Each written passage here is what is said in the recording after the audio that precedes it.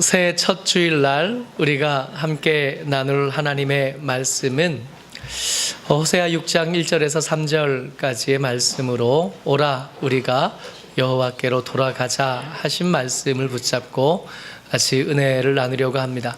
이 말씀은 오늘 이렇게 시작해서 한 해 동안 계속해서 우리의 묵상의 제목이 되었으면 좋겠고 우리의 사역의 삶의 지표가 되었으면 좋겠습니다. 하나님의 사람 호세아에게 하나님께서 말씀하셨습니다. 이 말씀은 호세아가 들었던 하나님의 첫 번째 말씀이에요. 하나님의 말씀이 아무에게나 들려지지 않을 때니까 어떤 사람들 중에 한 사람이 아니라 그 중에 유독 믿음이 더 좋고 그 중에 유독 하나님의 말씀에 순종하는 사람이었을 겁니다. 믿음 좋기로 그때 당시에 그 주변 사람을 휘둘러 보아서 당연하게 1등 하는 사람에게, 그런 호세아에게 하나님께서 처음 말씀하실 때 주셨던 말씀이에요. 같이 읽습니다. 시작. 여호와께서 처음 호세아에게 말씀하실 때 여호와께서 호세아에게 이르시되 너는 가서 음란한 여자를 맞이하여 음란한 자식들을 낳으라. 하나님의 말씀이 처음 호세아에게 임하셔서 명하신 것들은 뭐냐 하면 음란한 여자를 아내로 맞이하고 또 그 음란한 여자와의 사이에서 음란한 자식들을 낳으라는 겁니다. 제가 사역을 시작하고 설교를 시작한 지 금년이 21년째로 접어듭니다. 21년째 사역을 해오면서 점점 더 알게 되는 게 뭐냐면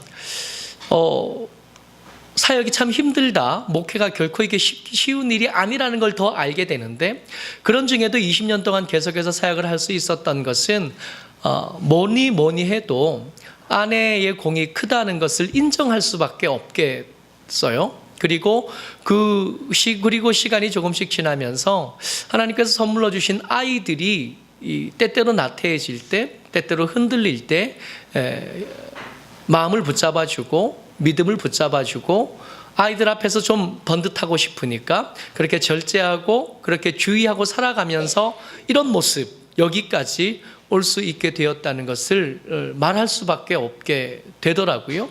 근데 이 호세아에게 이제 막 선지자가 되려고 하는, 선지자는 하나님의 말씀을 먼저 듣고 그 말씀을 전하는 사람이 선지자니까 하나님의 처음 말씀이 그에게 선포된 것으로 그는 이제 선지자가 될 건데, 그 첫 번째 주신 그 사명, 그 소명이 뭐냐 하면 음란한 여자를 맞이해서 음란한 자식을 낳는 거예요. 저 같으면 아닙니다 하나님, 그러면 안 되죠 라고 얼른 말해야 되는 상황이 되어진 겁니다.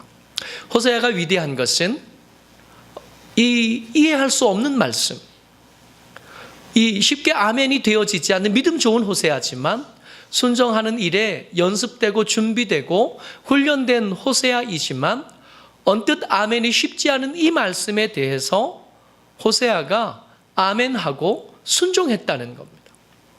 순종해서 그 마을에 음란한 여자를 찾았는데 마침 그 마을에 아주 유명한 음란한 여자가 있었어요. 그 이름은 고멜입니다. 우리가 익히 잘 아는 것처럼 이 고멜은 성경에서 그를 뭐라고 소개하냐면 이 여자는 음란했다.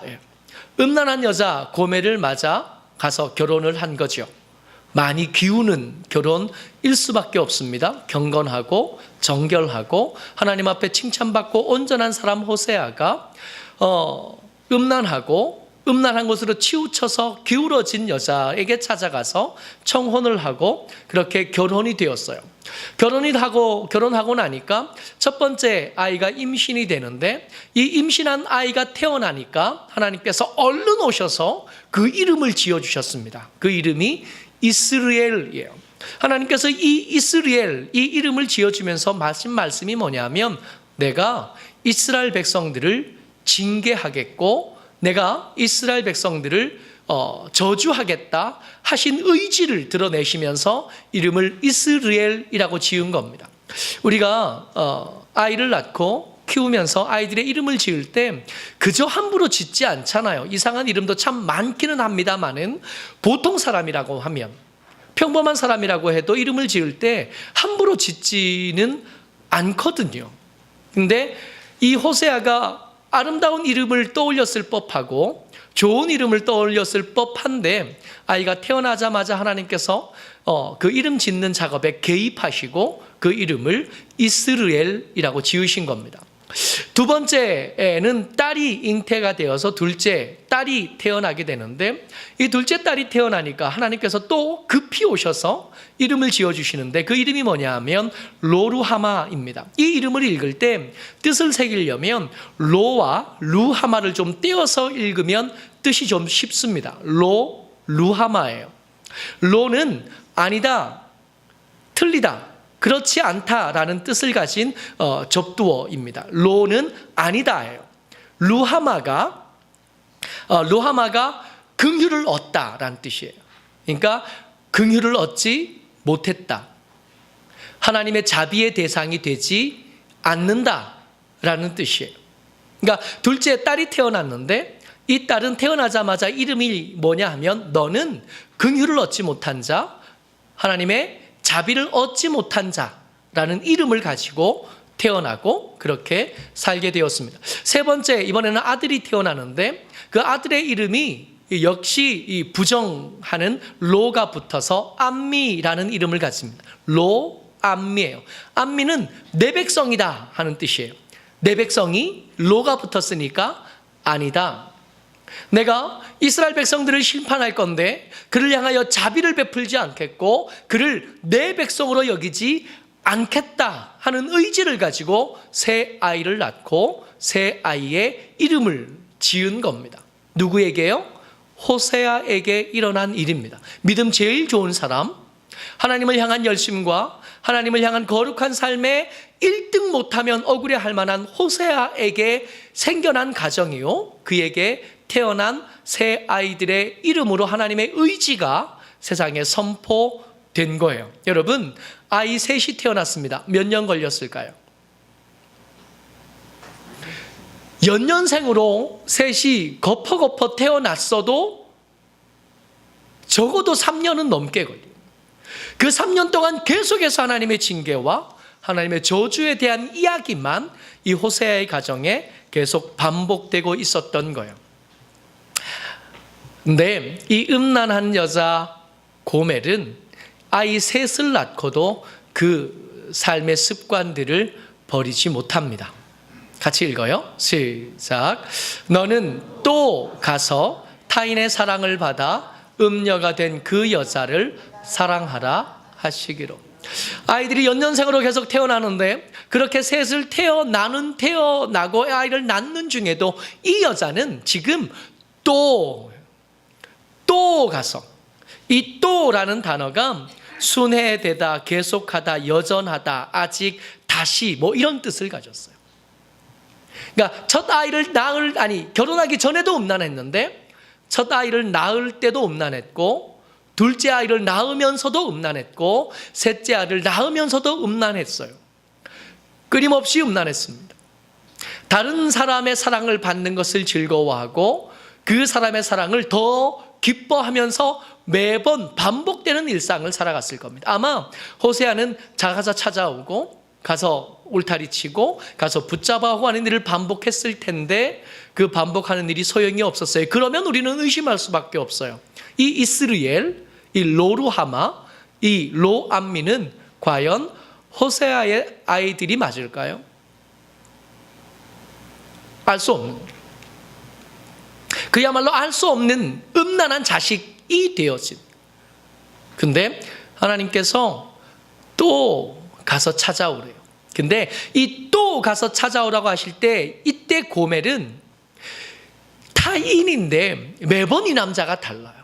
매번 이 남자가 다르기 때문에 이번에 잘못 걸렸어요. 이번에 만난 여자는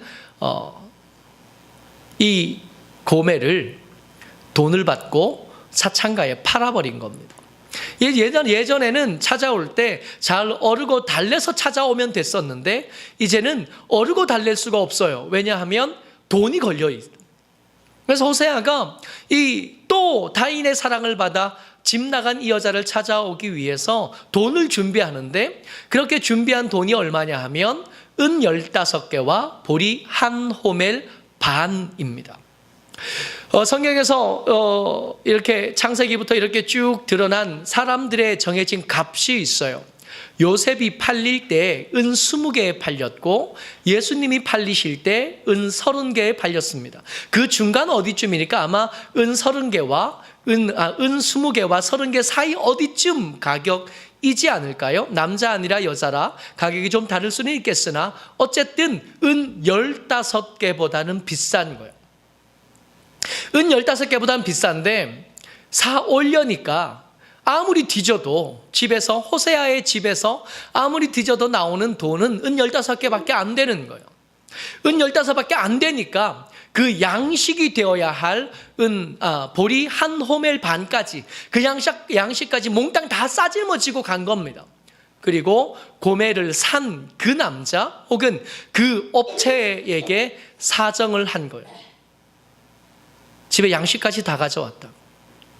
이 아이에게, 이 여자에게 딸린 아이들이 셋이나 되는데 놔주면 좋겠다고. 집에 양식까지 다 가져, 이제는 더 없다고.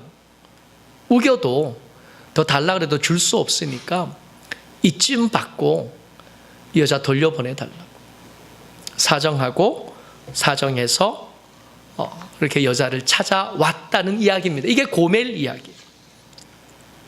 이 고멜 이야기를 들으면서 호세아는 참 힘들었겠다. 이 고멜 이야기를 들으면서 참 이 여자는 대단하다. 어째 그러냐. 결혼하기 전에 그렇게 음란하게 살았으면, 놀 만큼 놀았으면 그만하면 됐지. 좋은 신랑 만났으면 이제 그 신랑 밖으로 바라보고 살면 됐을 텐데 어째 그러냐. 아이 셋 낳는 중에 어째 그 시간을 못 참나. 한두 번 아닌 것 같아. 또 말씀하신 거 보면 여러 번 반복되어진 것 같은데 어째 그럴까. 이렇게 들으면 좋겠는데, 남의 이야기와 다른 목사님의 이야기와 다른 교회의 이야기와 다른 사람의 이야기로 들을 수 있으면 참 좋겠는데 이게 그렇지가 않아요. 이 고멜의 이야기는 참 불편하고 참 고통스럽습니다. 왜냐하면 하나님께서 이 호세아를 찾아가서 처음 말씀하실 그때, 아까 우리가 읽었던 말씀은 그 같은 절의 앞쪽 말씀이고요, 그 뒤쪽에 읽지 않았던 맞아 말씀이 더 있었던 거예요. 같이 읽습니다. 시작. 이 나라가 여호와를 떠나 크게 음란함이니라 하시니라. 하나님께서 호세아에게 이해가 되지 않는 이 말씀을 명하신 이유, 여러분, 경건하게 살려고 헌신된 하나님의 사람에게 음란한 여자에게 장가들라는 것, 음란한 여자를 만나서 그 여자를 개종시키고 그 여자를 바로 사람 만들라는 게 아니라, 음란한 여자를 만나서 음란한 자식까지 낳아서 그렇게 계속되어지는 고통을 경험하게 하는 이유는 뭐냐 하면, 이 민족이, 이 시대가, 이 세상이 음란하기 때문에 내가 네 가정과 내가 너에게서 태어나는 자식들을 통해서 이 세상에게, 이 민족에게, 이 시대에게 하고 싶은 말이 있는데, 내가 그 음란한 여자와 그 새 아이들을 통해서 세상에 그 이야기를 하려고 해. 그러니까 진짜 문제가 있는 것은 호세아의 믿음이 혹시 숨겨진 어떤 문제가 있었, 그런 게 아니라는 거예요. 진짜 문제는 고멜도 문제지만 고멜이 사는 시대가 문제가 있었고, 고멜이 속한 그 민족에게 문제가 있었던. 그러니까 이 이야기를 들을 때 고멜에게는 문제가 있었구나, 고멜이 사는 시대에는 문제가 있었구나 아니라, 이 말씀을 읽는 저와 여러분들이 사는 시대에 문제가 있고, 이 시대를 살아가는 하나님의 교회의 거룩함을 잃어버리고 하나님의 말씀에 순종함을 잊어버린 우리에게 있는 문제, 그 문제 때문에 하나님께서 하나님의 사람 호세아를 희생 제물로 삼으신 것. 그래서 이 이야기를 남의 이야기 듣듯이 들으면, 어떤 음란한 여자의 이야기, 어떤 불행한 선지자의 이야기로 들으면 이거는 하나님의 백성이 아니고 하나님의 사람이 아니게 되는 겁니다. 하나님의 백성의 특징이 뭐죠? 하나님의 말씀을 내게 하시는 말씀으로 듣고 아멘 하는 사람이 하나님의 백성 아닌가요? 고멜의 이야기를 통해서 우리 이야기를 하고 싶으시고 고멜의 이야기를 통해서 우리 시대에 대해서 말씀하고 싶은 하나님의 음성을 내 이야기로 듣지 못한다면 이것은 하나님의 백성이 아니기 때문에 그런 겁니다. 그래서 이 고멜의 이야기는 불편합니다. 고멜의 이야기는 불편하고 고통스럽고 어렵습니다. 호세아를 그렇게 이해할 수 없는 명령과 이해할 수 없는 아내와 이해할 수 없는 자녀들 사이에 그렇게 얽매여 주신 것은 거룩한 그 사람, 헌신된 그 사람을 통해서 여러분들과 제게 좀 일어날 수 있는 기회, 정신 차리고 살아서 삶의 길을 바꿀 수 있는 기회를 허락하시기 위한 하나님의 고육지책이셨던 겁니다. 2020년을 시작하면서 어떤 말씀을 붙잡고 살았으면 좋을까 기도하다가 선택한 말씀입니다. 오라, 우리가 여호와께로 돌아가자. 하나님께서 호세아의 가정을 제물로 삼으시고 우리에게 하고 싶은 말씀, 돌아오기를 기다리시는, 우리를 부르셔서 우리가 원래 있어야 될 자리, 우리가 원래 살아야 될 삶의 자리로 부르시는 하나님의 음성을 듣고 그 음성에 반응하고 일어서서 주를 향하여 걸어가는 2020년 한 해가 되시기를 주의 이름으로 축복합니다. 하나님께서 우리를 이렇게 부르시는 데는 아주 명백한 이유가 있으세요. 불러서 종아리를 때리시겠다는 게 아니라 이미 종아리는 그 하나님을 떠난 그 자리에서 두들겨 맞고 있었던 거고, 두들겨 맞고 징계당하고 있는 우리를 불러서 하나님께서 회복해 하고 싶으신 거예요. 말씀 같이 읽습니다. 시작. 여호와께서 우리를 찢으셨으나 도로 낫게 하실 것이요 우리를 치셨으나 싸매어 주실 것임이라. 아멘. 그러니까 하나님께서 우리를 부르셔서 우리 찢겨진 우리를 회복하게 하고 싶고, 상처 입어 고통받고 있는 우리를 치료하고 싶으신 거예요. 돌아가는 거예요. 문제는 돌아가자 그러니까 우리 마음속에 언뜻 드는 생각이 뭐냐 하면, 기도를 좀 열심히 해야겠다. 예배를 좀 더 열심히 드려야겠다. 우리가 좀 더 열심히 뭔가 해야겠다. 근데 여러분, 그렇지 않아요. 열심히 한다고 되는 일이 아닙니다. 여러분 한번 생각해 보세요. 이 시대를 향한 하나님의 말씀이 맞다면 이 시대를 한번 돌아보자고요. 열심히 한다는 거예요. 단순히 열심으로만 따지자면 여러분, 절에 계신 보살님들이 우리보다 훨씬 더 열심 아니에요? 열심으로만 따진다면 신천지에 계신 분들이 우리보다 훨씬 더 열심이 아니에요?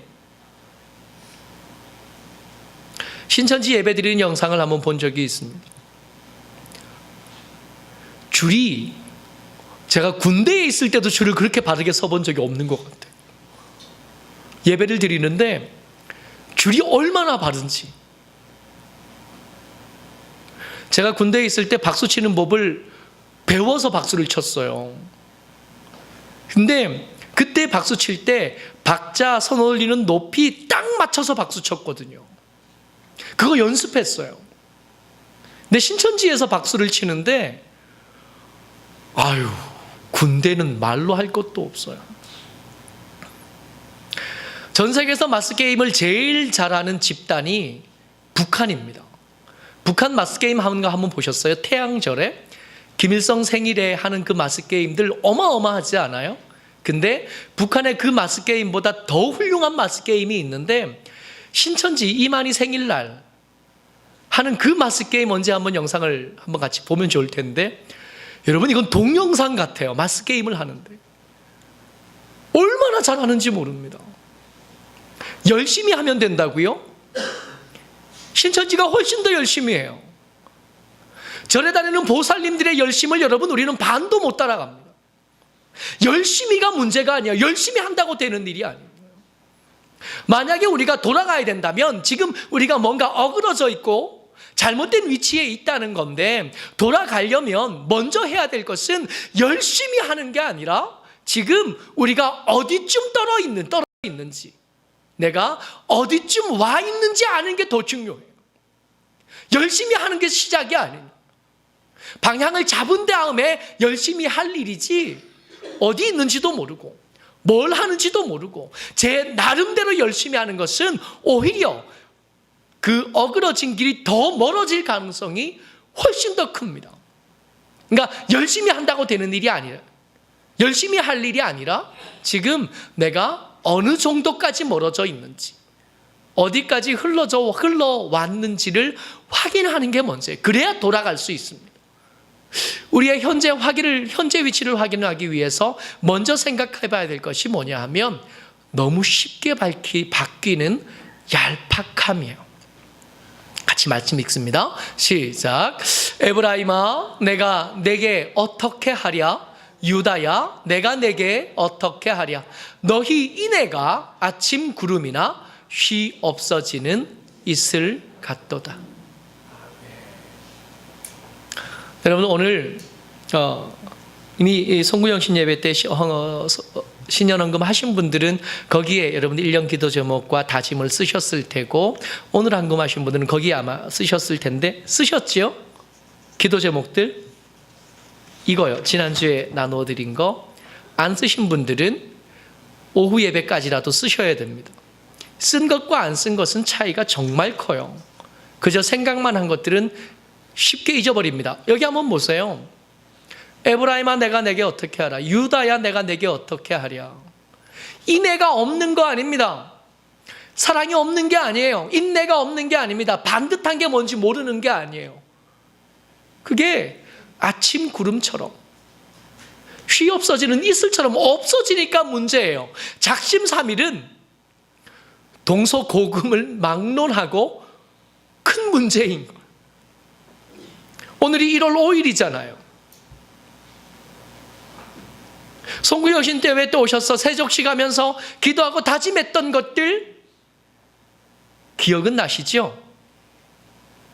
5일 지났으니까. 사람들의 형편과 사정을 가장 잘 설명한 작심삼일의 격언에 비추어 보면 잊어버린 지 이틀 됐어야 정상입니다.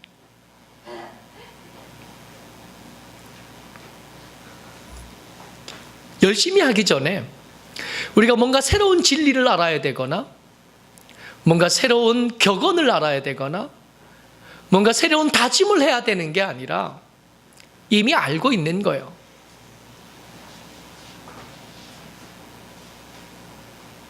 이미 알고, 이미 귀에 딱지가 앉을 만큼 수없이 들었던 거, 알지만 지키지 못했던 거, 그거 다시 붙잡는. 언젠가 설교하면서 그랬던 적이 있어요. 교통 질서를 지킵시다. 빨간불에 건너지 맙시다. 횡단보도가 아니면 도로 건너지 맙시다. 우리 청년 하나가 그 설교의 은혜를 받았어요. 그래서 횡단보도가 아니면 건너지 않기로 결정을 한 거예요. 새벽 예배를 오는데 횡단보도를 건너서 파란 초록색 신호를 맞아 건넜어요. 건너고 보니까 뭘 안 두고 왔네요. 그래서 뒤따라오던 동생에게 가지고 와라 그랬는데 열쇠를 자기가 들고 있는 거예요. 건너편에 동생이 있고 신호는 빨간불이고 빨리 나와서 교회차를 타야 되는데 열쇠는 내가 들고 있어요.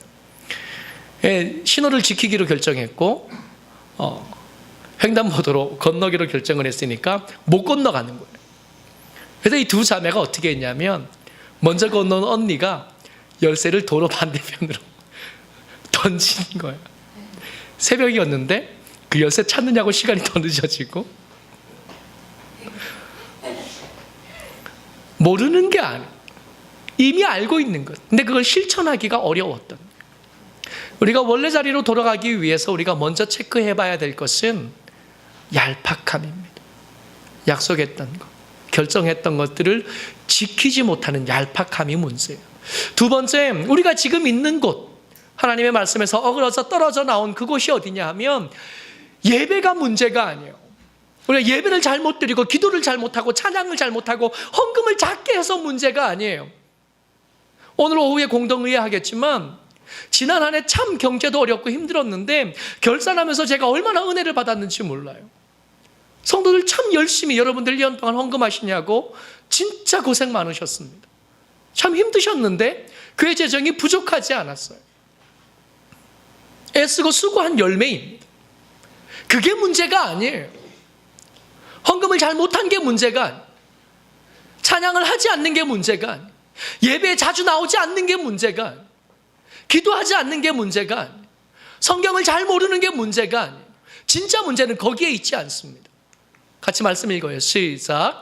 길르앗은 악을 행하는 자의 고울이라 피 발자국으로 가득 찼도다. 예배하는 성전에도 문제가 많지만 진짜 문제는 거기 있지 않고 저들의 삶을 살아가는 마을에 이미 문제가 많아요. 피로 얼룩진 발자국이 그 골목길마다 가득 차 있는 겁니다. 예배하는 사람들, 안식일이 되고 주일이 되면 그 소유 중에 하나님께서 주신 것을 믿음으로 고백하면서 11조를 구분하고 그 삶에 주신 하나님의 은혜를 고백하면서 감사헌금을 준비하고 그의 주인 된 것을 표시하기 위해서 건축헌금과 성교헌금과 여러 헌금들을 준비해서 교회를 가지만 그 발자국에 그 사람 때문에 피눈물 흘린 사람들의 눈물이 가득해서 찍혀지고 있었던, 예배가 문제가 아니라 그들의 일상의 문제가 있는. 계속해서 말씀 읽습니다. 시작. 강도 때가 사람을 기다림같이 제사장의 무리가 세겜 길에서 살인하니 그들이 사악을 행하였느니라. 제사장이 강도 때처럼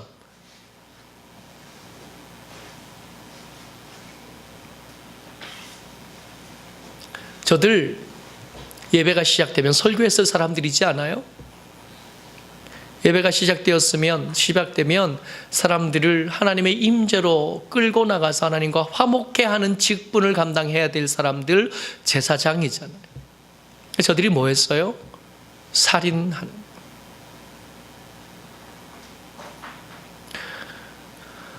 예배가 문제냐고요? 아니요. 예배가 문제가 아니라 예배가 끝난 뒤에 일상이 문제. 계속해서 같이 읽습니다. 시작. 내가 이스라엘 집에서 가증한 일을 보았나니 거기서 에브라임은 음행하였고 이스라엘은 더럽혀졌느니라.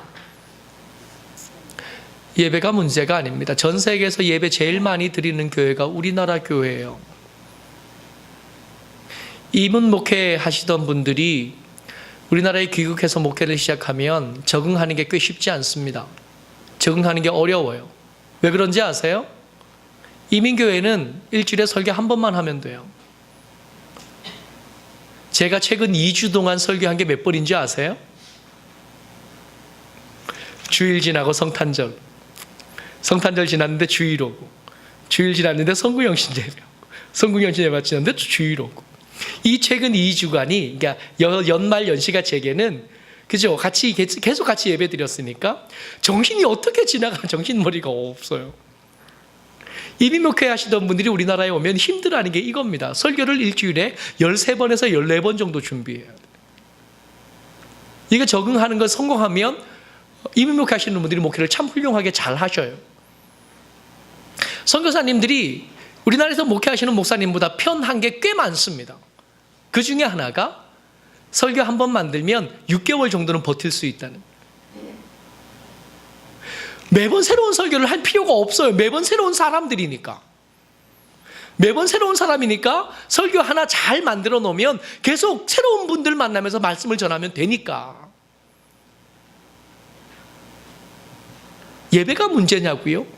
전 세계에서 예배 제일 많이 드리는 교회 여러분들과 제가 섬기고, 전 세계에서 새벽 예배 드리는 몇 안 되는 교회 중에 하나가 우리나라 교회. 수요예배 드리는 교회가 세계에 몇 군데나 될 것 같으세요? 금요일에 모여서 기도하는 교회가 전 세계에 몇 군데나 될 것 같으세요? 예배가 작아서 문제냐고요? 아니요. 그게 아니요. 우리 일상이 강팍해요. 우리의 삶의 자리가 강팍합니다. 이스라엘 집에서 가증한 일 보기가 바퀴벌레보다 더 자주 보이는 거예요. 참 교회 많은 나라에 사는데 세상의 부끄러움은 오히려 더 심각한 나라의 여러분들과 제가 삽니다. 예배가 문제가 아니라 일상의 강팍함이 문제예요. 이게 우리가 처한 시대, 이게 우리가 살아가는 삶의 자리, 우리가 얼마나 떨어졌는지 이 두 가지를 가지고 확인하는 거예요. 첫 번째, 얄팍함이요. 말을 못하는 게 아니라 그 말을 지켜내지 못하는 얄팍함. 두 번째, 예배를 못 드리는 게 아니라, 예배를 안 드리는 게 아니라 일상이 강팍한 것이 문제. 이 두 가지가 우리가 처한 상황이라면, 우리가 틀려진 것, 말씀에서 어그러진 곳에 우리가 있다는 것을 확인했다면 이제 방향 잡아야 되잖아요. 어디로 가요? 같이 읽습니다. 시작. 나는 인애를 원하고 제사를 원하지 아니하며 번제보다 하나님을 아는 것을 원하노라. 우리가 이제 방향을 확인해서 가야 되는데 이제 열심히 하는 거예요. 이제 열심은 아까 하는 게 아니라 지금부터 열심히 하는 거예요. 방향을 잡고 우리가 가야 될 방향을 확인한 다음에 그때 걸을 때 열심히 하면 됩니다. 이때 이 열심은 사람의 은사에 따라 속도가 다르게 될 거예요. 사람의 성향에 따라 속도가 다를 거고 사람의 상황과 형편에 따라 다른 속도가 날 겁니다. 괜찮아요. 좀 늦게 가도 괜찮은데 시작은 해야 돼요. 우리가 어딜 보고 가냐 하면 예배를 잘 드리는 게 아니라 아는 것을 지켜내기 위해서 몸부림치고, 그래서 열쇠 던졌다가 그 열쇠를 찾는 일을 하기 시작하는 거예요. 번거롭고 불편한, 하던 대로 살지 않고 말씀대로 살려니까 불편하고 번거로워지게 될 텐데 그 번거로움을 감수하기로 결정하는, 예배를 더 잘 드리기 위해서 애쓰는 것도 중요합니다만 이것이 지금 필요한 게 아니라 우리 일상의 삶을 더 반듯하게 만들려고 하는 시도를 시작하는 거예요. 그렇게 시작하면 하나님께서 우리를 낫게 하실 거고 우리를 치유하기 시작하실 거라고요. 우리 여기를 향해 가는 겁니다. 2020년에 우리가 함께 시작할 믿음의 운동이 이겁니다. 예배를 더 잘 드리기, 말씀을 더 많이 알기, 헌금을 더 많이 하기 아니라 아는 것들을 지키는 번거로움을 감당하기, 일상에서 강팍해지지 않고 사랑하는 일을 시작하기. 그렇게 시작하면 하나님에게서 멀리 떨어진 곳에서 상처받고 하나님에게서 멀리 떨어져서 고통당하던 우리의 삶이 치료가 시작이 될 거고 낫게 하심이 시작될 줄을 믿습니다. 그래서 오늘 이 말씀을 같이 나누고 붙잡았으면 좋겠어요.